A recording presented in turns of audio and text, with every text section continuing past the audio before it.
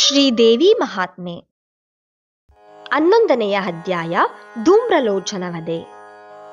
ಮುಂದಲೆಯ ಹಿಡಿದೆಳೆದು ಒಯ್ಯುವೆನೆಂದು ಬಂದ ಧೂಮ್ರಲೋಚನನಂದು ಪರದೇವತೆಯ ಹೂಂಕಾರದಲ್ಲಿ ಭಸ್ಮದ. ಶುಂಭನ ದೂತನು ದೇವಿಯಿಂದ ಹೊರಟು ಬಂದು ಶುಂಭನಿಗೆ ವಂದಿಸಿ ಆಕೆಯ ಸಂದೇಶವನ್ನು ತಿಳಿಸಿದಾಗ ಶುಂಭನಿಗೆ ಅಗಾಧ ಕೋಪ ಬಂದಿತು.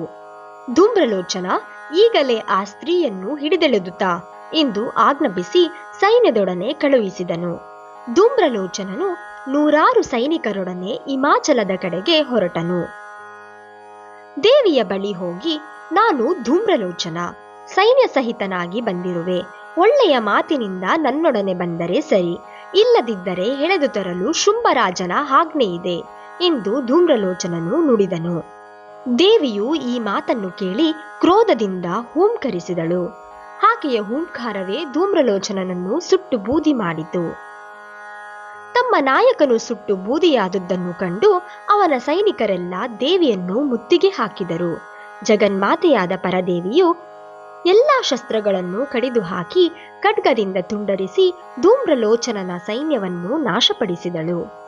ಪರಮೇಶ್ವರಿಯ ವಾಹನವಾದ ಸಿಂಹವು ಉಳಿದ ರಾಕ್ಷಸರ ಮೇಲೆ ಹಾರಿ ಅವರನ್ನು ಸಿಗಿದು ಹಾಕಿತು.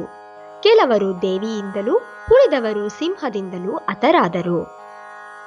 ಈ ಸಂಗತಿಯನ್ನು ದೂತರು ಶುಂಭನಿಗೆ ತಲುಪಿಸಿದರು.